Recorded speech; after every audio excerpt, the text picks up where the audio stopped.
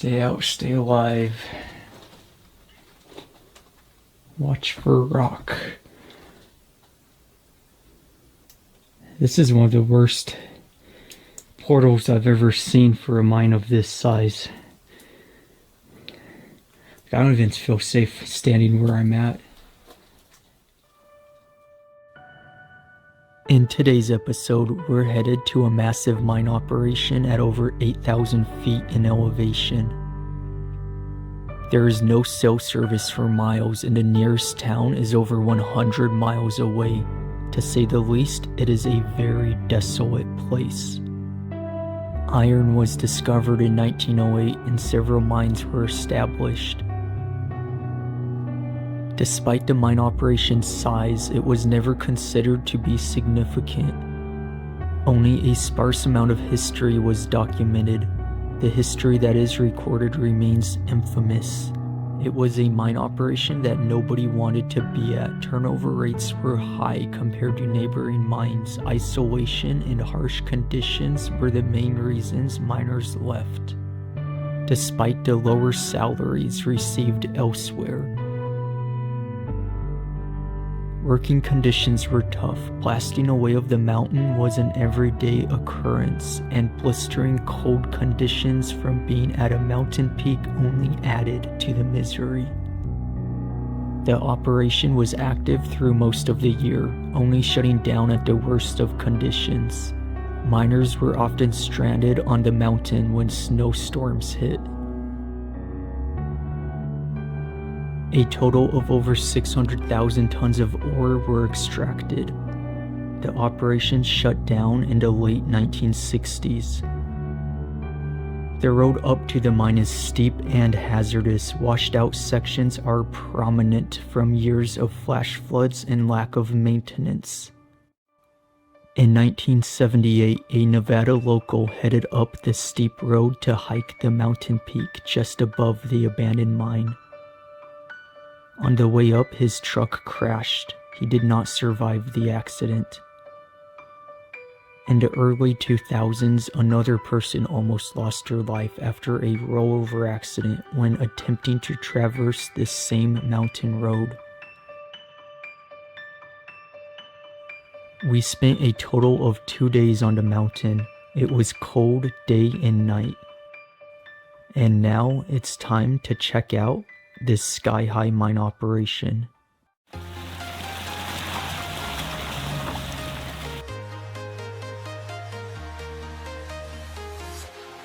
walking alone, the streets are empty. The only thing I can see is my own silhouette. I'm getting stronger, step by step. The clock is ticking, but there's no time for regrets.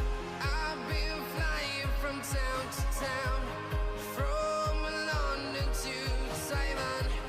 I've been all around the globe trying to protect your soul. We are heroes tonight.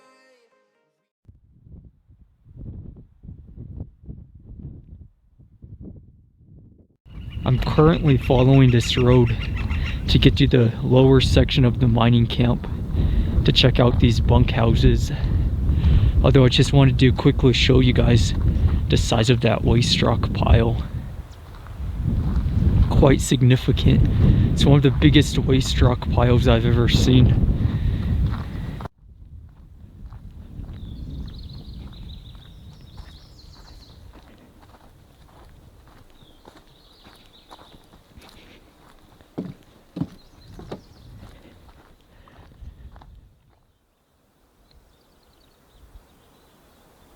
There's 3 houses at this lower section. We'll begin with this one, which looks to be in the worst of condition. Those 2 look like bunkhouses. This one's not as big though. Might just be a 1 bedroom.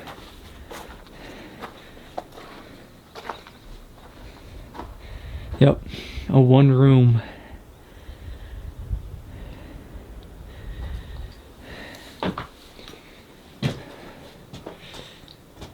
Could tell, even as desolate as this place is, It's so old that it's been pretty well vandalized.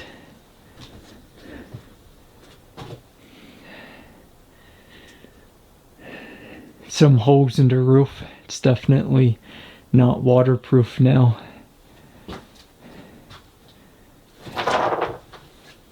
Would have had one window. A one window cabin.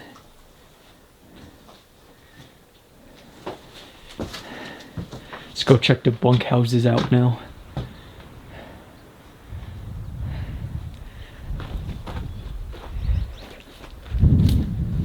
Multiple entryways, as to be expected with a bunkhouse.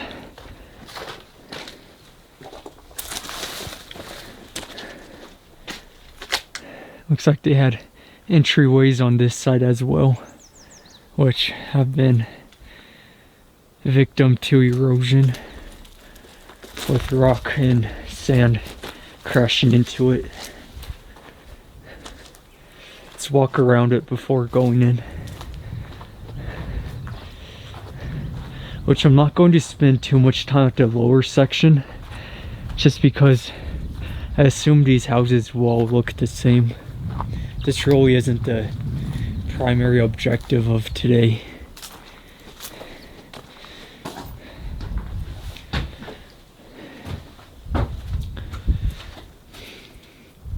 First room. Going on to the second room.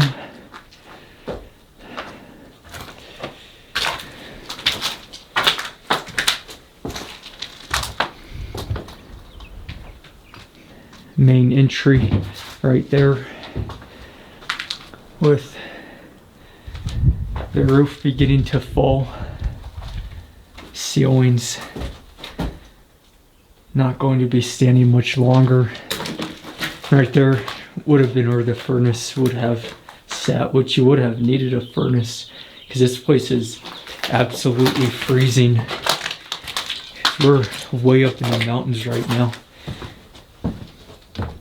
So it looks like we actually have to go back to this side, because we could only get to 2 rooms. To see these 2 other rooms, we have to go this way, which I assume they will look pretty much the same.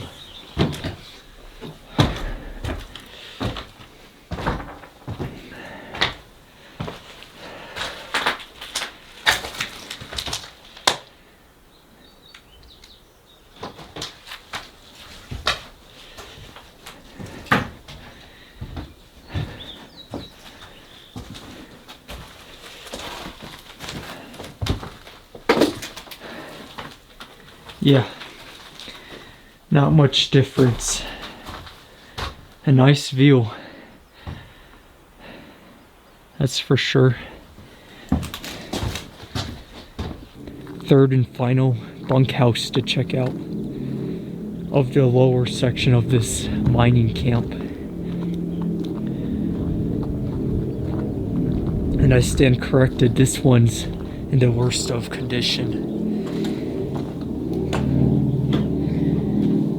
Almost looks like someone decided to rip up the floorboards, which is unfortunate. You can see at the very end they're on a pile right there. So someone definitely ripped them up. Piled them up on this side too. So this would have been 2 bedrooms. You could see the wall separation right there, where it would have been anyway.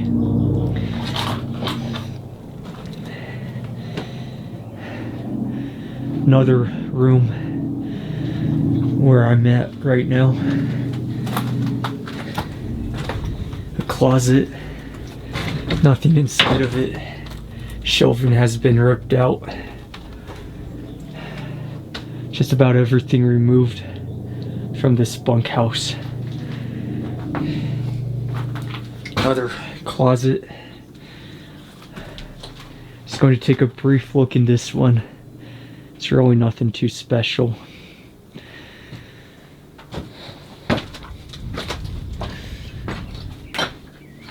Then a final room.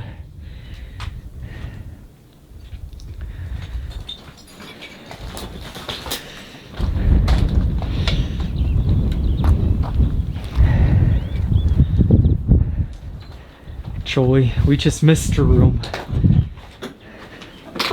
Look what we didn't go in. This room with a closet, the pickup truck bench seat. Looking into this, another small room that's been caved in.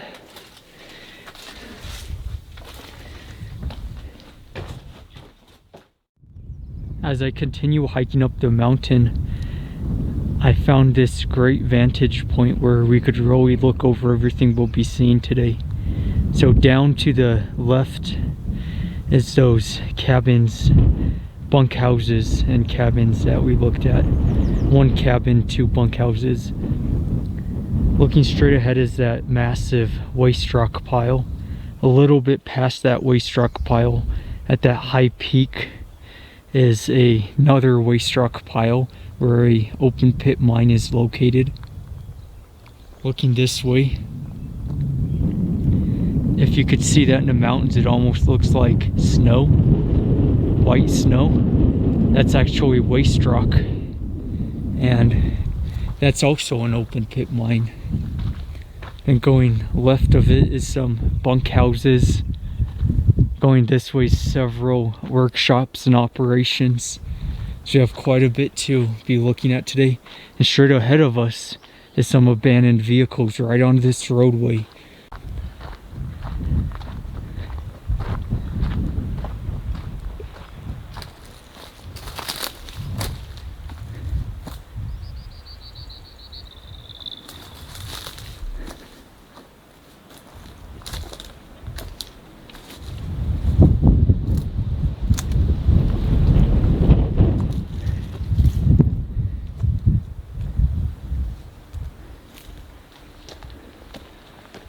I'm not 100% with what type of vehicle this is that I just came across, but the grill and the headlights almost make it look like a Jeep pickup truck.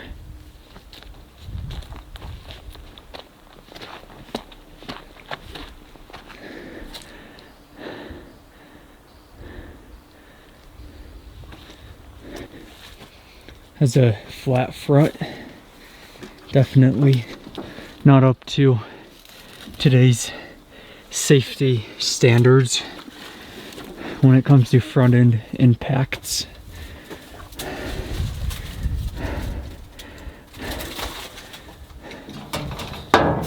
Metal dashboard, so older than 1970, safe to say. Not much left of it. Just looks like an old miner's vehicle.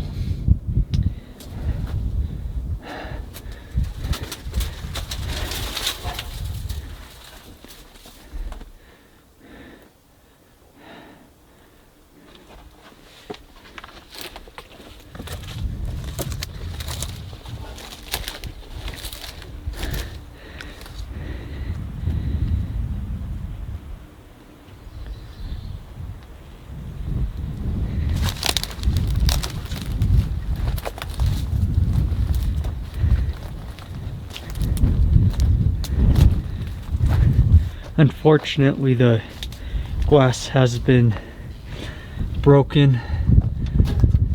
which shows we're not in a place that's unknown to vandals.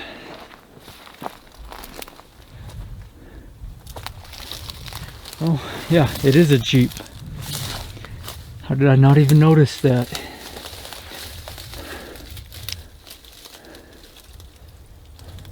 Look at the emblem.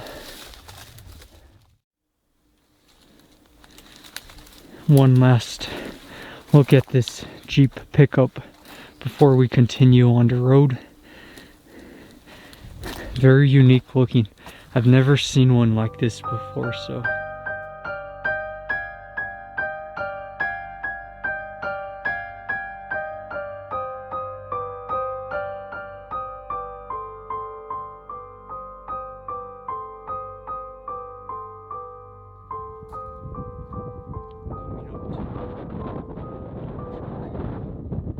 Except this one's more fully intact. Still has the chassis and the cabin, and looks like part of the engine.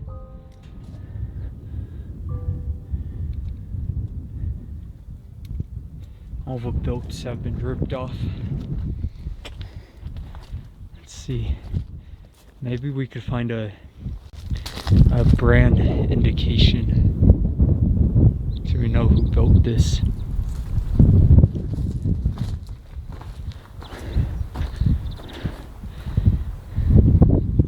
This is right on the side of the cliff too, right on the side of this massive waste rock pile looking down.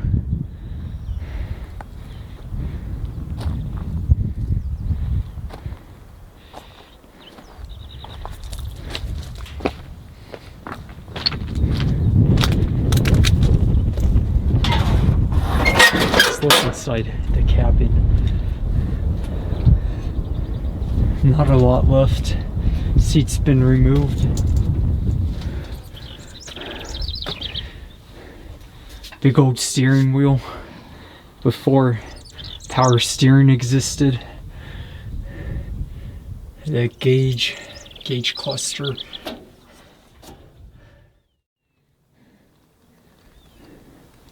Definitely beyond repair, to say the least. And of course, every little light indicator has been smashed up. Every reflector. I mean, this thing in scrap weight alone is worth a lot. I can only imagine.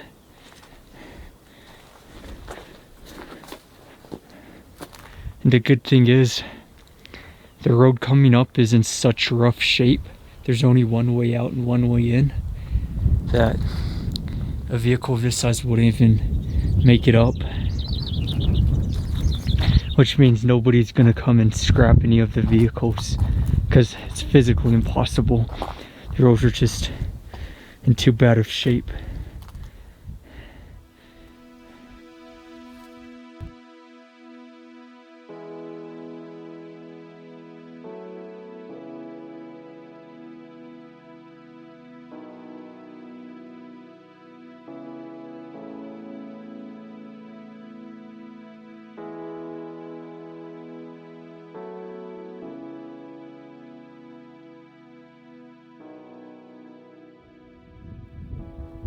As I continue, I hit another section with multiple bunkhouses, and it is still very cold out despite it being around 12 o'clock.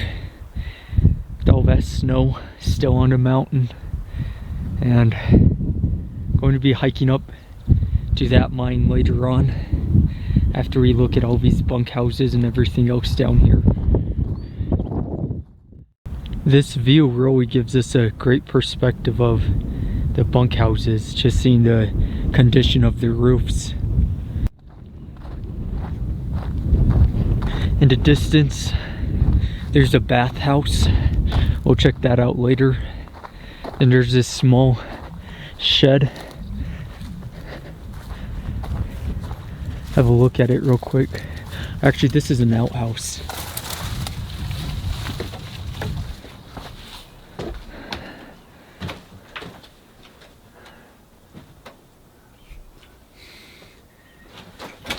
No, it's a shed.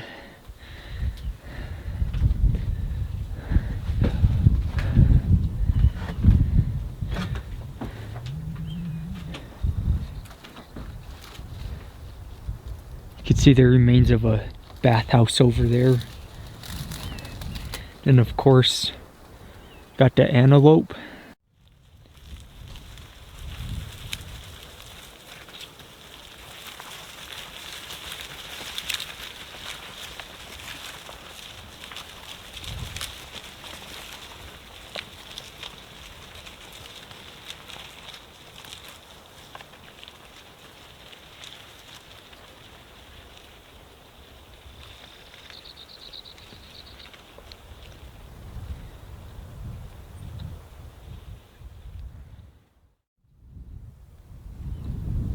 Let's check out these two bunkhouses real quick.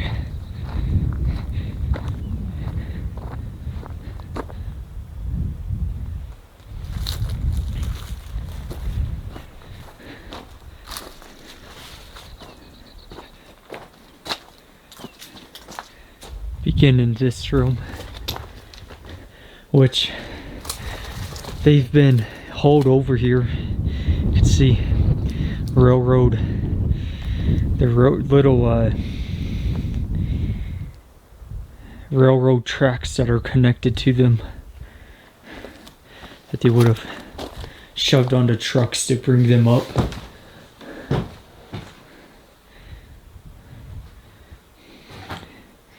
Very rustic looking.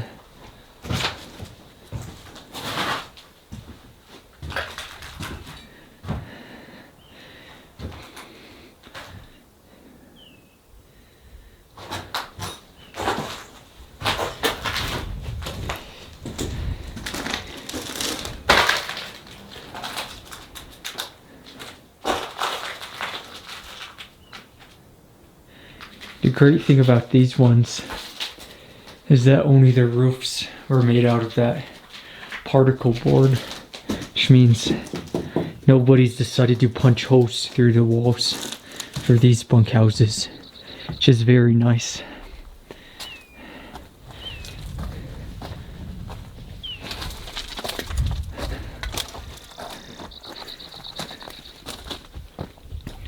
These two are going to be relatively the same.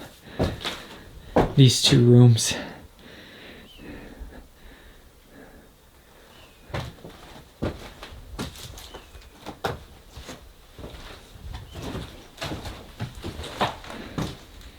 So they each had their own individual entryways.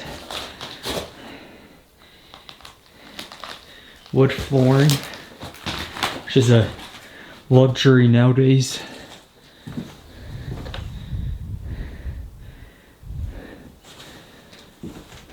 Would have had a furnace, of course. Going into the next bunkhouse.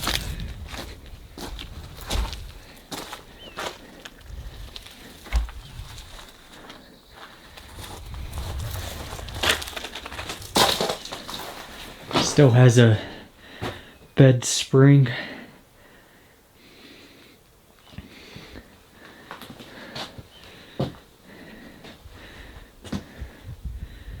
That's about it for this room. Once had shelving right there.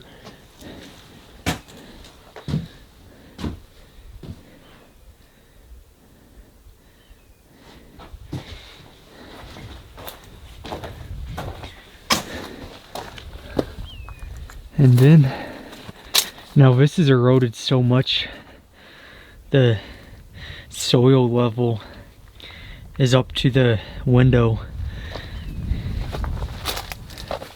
On an unrelated note, I apologize if I'm completely out of it today.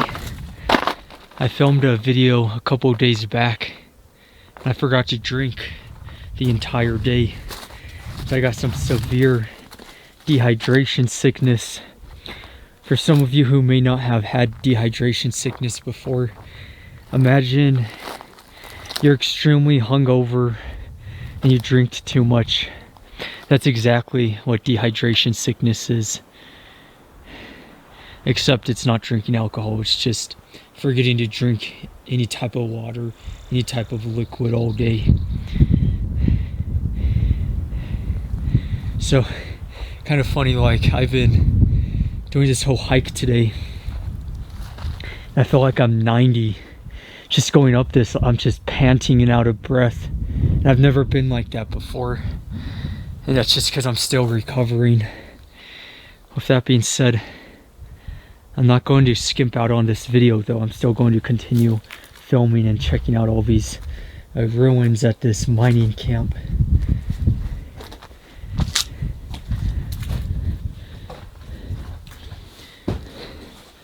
Going into the next small room, which apparently has been closed off that way. That whoever lived in this room must have been very antisocial, because their doors closed off. Only way to get in their room is going through this way. Or perhaps they didn't like the miner who was on the other side of that wall, because they nailed it up. Isn't that funny?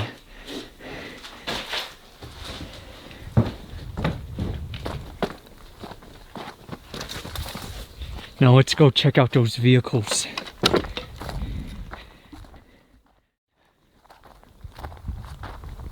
Got two old vehicles. Got a nice chrome bumper on it. Trunk that doesn't open. No windows, no doors. Whole thing's been looted. And it's rusted so badly. There's holes through the bottom of it, which I'm surprised for, since this is dry Nevada. This must have been a southern or east coast vehicle. I doubt it spent its entire life in Nevada. I find it very hard to believe it would have rust holes of that size even at this age, unless perhaps they lived in a snowy climate where they salted their roads.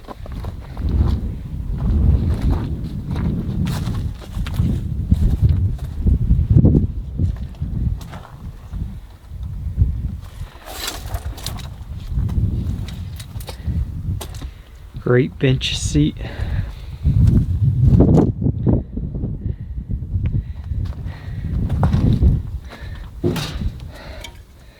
Yeah, great.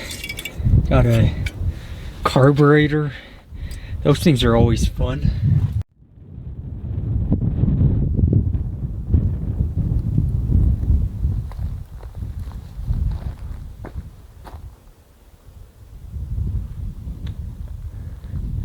Then we have a pickup truck on this side.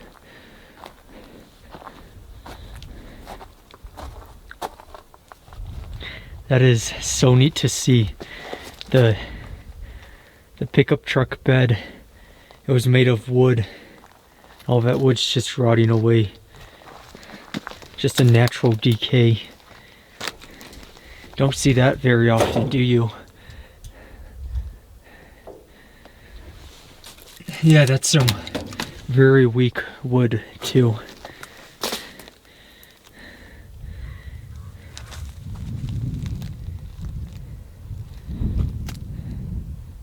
And you never see those wood pickup truck beds. That's such a vintage thing. Really nothing left inside. Nothing in the cabin. Let's look at that thick steel too. That thing would survive anything.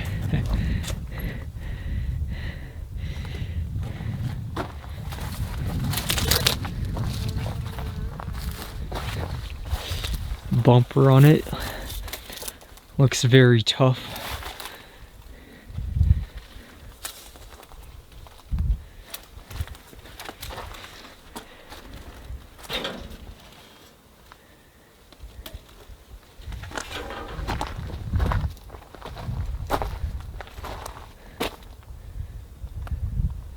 Square fenders. Very unusual. Nowadays anyway.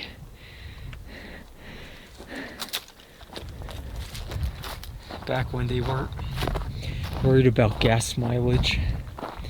Then you could see all this piping, which was for the furnaces. I wonder why they removed them from these bunkhouses, because the bunkhouses below us at the lower section of this mining camp, they're all still intact, but these ones, they decided to remove them and put them all in a big pile. It's very odd.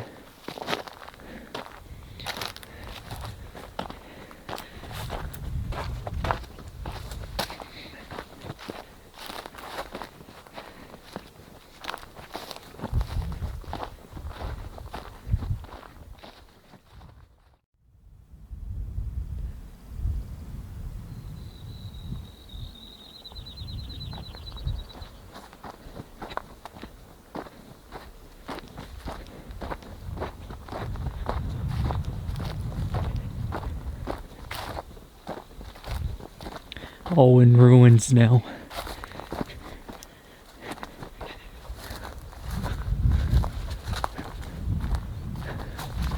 And I'd like to get to those accessories such as the stovetop over there, but this wood is so weak. I don't want to step on it, because I know the moment I step on it, it's going to break. Old stovepipe. Got the oven right there.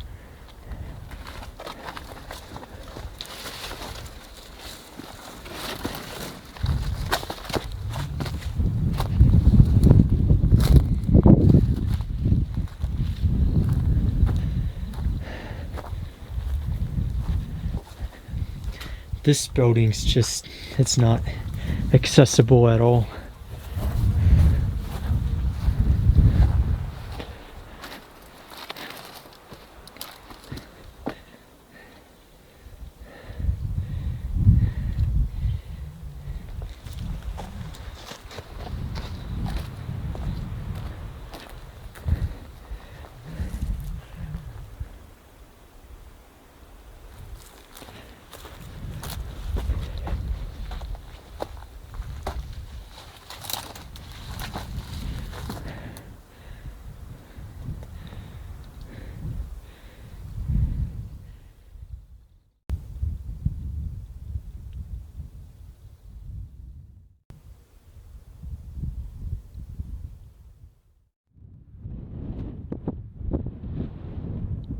I've continued to follow this route going up the mountain, and I'm currently headed to that massive waste rock pile. That's not to get confused with the one we originally seen, that's a completely different one. That waste rock pile that we seen before is way down this mountain. What really attracted my attention is this dump truck bed.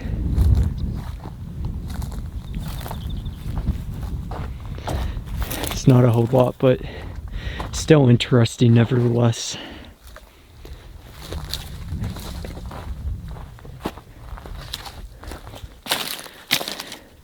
I could just see the comments now with all the scrappers wanting to know where this location is. Just look at all this metal.